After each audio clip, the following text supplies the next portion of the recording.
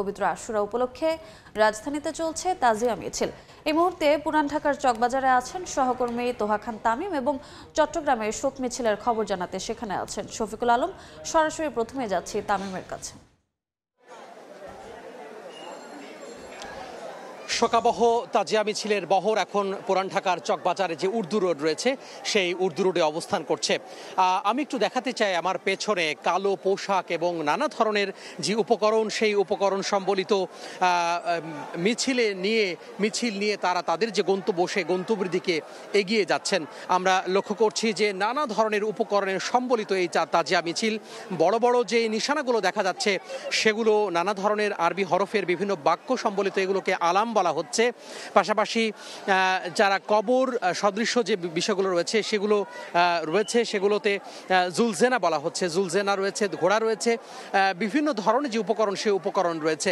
সবাই কালো পোশাক পরেছেন, মাথায় বিভিন্ন ধরনের ব্যান্ড দিয়েছেন। একটি কারণ, সেটি হচ্ছে কারবালা প্রান্তরে ফোরাত নদীর তীরে এই যে শোকাবহ যে সবাইকে হত্যা করা হয়েছিল, এজিদ বাহিনী সবাইকে হত্যা করেছিল, ইমাম হোসেন রাদিয়াল্লাহু আনহুর যে বাহিনীকে হত্যা করেছিল এজিদ বাহিনী, এবং সেই শোককে ধারণ করে আজকের যে তাজিয়া মিছিল, সেই তাজিয়া মিছিল তারা পালন করছেন। এখানকার যারা ভক্ত রয়েছেন, যারা অংশগ্রহণকারী রয়েছেন, তারা বলছেন যে কারবালা শুধু শোকাবহ যেই নিদর্শন সেটি কিন্তু নয়, শোকের নিদর্শন নয়, শুধুমাত্র শোকের নিদর্শন নয়।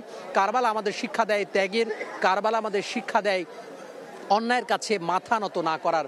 মূলত এই কারবালা কিন্তু ইমাম হোসেন রাদিয়াল্লাহু আনহু তিনি ইসলামের বিজয় এনেছেন। বিশেষ করে তিনি এজিদ বাহিনীর কাছে মাথা নত করেননি, এজিদ বাহিনীর কাছে মাথা নত না করে বীরের মতো তিনি সেখানে শহীদ হয়েছেন। যদিও সেখানে এজিদ বাহিনী তাদেরকে নির্মমভাবে হত্যা করেছে, এজিদ যে হোসেন রাদিয়াল্লাহু আনহুর যে কাফেলা ছিল সেই কাফেলাকে। সব মিলিয়ে এই যে কারবালা যে শোকাবহ যে কারবালা, সেই শোকাবহ কারবালার শুধুমাত্র শোককে ধারণ করে না, এখানে নানা ধরনের কিন্তু শিক্ষা দেয়। সেই শিক্ষার জন্যই কিন্তু বলা যায় এখানে যারা অংশগ্রহণকারী রয়েছেন তারা অংশ নিয়েছেন। আমরা নানা বয়সী মানুষকে দেখতে পাচ্ছি এখানে অংশ নিয়েছেন, শিশু থেকে বৃদ্ধ সবাই কিন্তু স্বতঃস্ফূর্তভাবে এখানে অংশগ্রহণ করেছেন। এই মুহূর্তে উর্দু রোড রয়েছে, চলে যাচ্ছে সর্বশেষ যে গন্তব্য ধানমন্ডির দিকে। তো এই ছিল ঢাকার তাজিয়া মিছিলের খবর। এখন আমরা চলে যাব চট্টগ্রামে, সেখানে আছেন আমাদের সহকর্মী শফিকুল আলম। আজ থেকে 1450 বছর আগে ইরাকের যে কারবালা প্রান্তে, ফোরাত নদীর প্রান্তে যে মর্মান্তিক, যে নৃশংস এবং বিষাদময় যে ঘটনা ঘটে গেছে, সেই ঘটনার স্মরণে কিন্তু বাংলাদেশের বিভিন্ন জায়গায় কিন্তু তাজিয়া মিছিল, মার্চিয়া মিছিল বের করা হচ্ছে।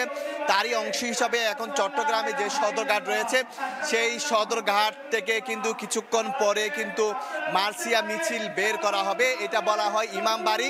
ইমামবাড়িতে এখন যে ঘটনার স্মরণে কিন্তু বক্তব্য রাখছেন এবং সেখানে যে মর্মান্তিক ঘটনা ঘটেছে, যে নৃশংস ঘটনা ঘটেছে, যে বিষাদময় ঘটনা ঘটেছে, সেই বিষাদময় ঘটনা বর্ণনার মাধ্যমে কিন্তু তুলে ধরছেন। এখানে কিছুক্ষণ পরে এখান থেকে মার্চিয়া মিছিল বের করা হবে সদরঘাট। এখান থেকে আপনাকে জানিয়ে রাখি যে ইমাম হযরত মুহাম্মদ সাল্লাল্লাহু আলাইহি ওয়াসাল্লামের দৌহিত্র ইমাম হুসাইন রাদিয়াল্লাহু তাআলা আনহু, যে তার পরিবারদেরকে নৃশংসভাবে, যে নির্মমভাবে ফোরাত নদীতে অবরুদ্ধ করে রেখে তাদেরকে যে হত্যা করা হয়েছে, এজিদ বাহিনী 30,000 সৈন্যবাহিনী প্রায় 75 জনকে যেভাবে রেখেছে, সেই বিষয়টা এখানে তুলে ধরা হচ্ছে। এই মুহূর্তে কিন্তু এই সেখানে বয়ান রাখছেন সেই ঘটনার, সে মর্মান্তিক নৃশংস ঘটনার, এবং পরবর্তী তারা এখান থেকে একটি মেসেজ দিচ্ছেন, এখানে কোনো শিয়া বা সুন্নি নাই, সবাই মুসলমান, এবং এই মুসলিম সবাইকে ঐক্যবদ্ধ হয়ে বিশ্ব জনমত গঠন করার কথা বলা হচ্ছে। তো সবকিছু মিলিয়ে যেটি বলা হচ্ছে, কিছুক্ষণ পরে এখান থেকে একটি মার্চিয়া মিছিল বের করা হবে এবং বিকেলে কিন্তু আরেকটি তাজিয়া মিছিল বের করা হবে কুলসি থেকে। তো এই ছিল আমার কাছে সর্বশেষ তথ্য। তাজিয়া মিছিলের খবর জানতে সরাসরি যুক্ত ছিলাম চট্টগ্রামে এবং তার আগে যুক্ত ছিলাম ঢাকার চকবাজারে।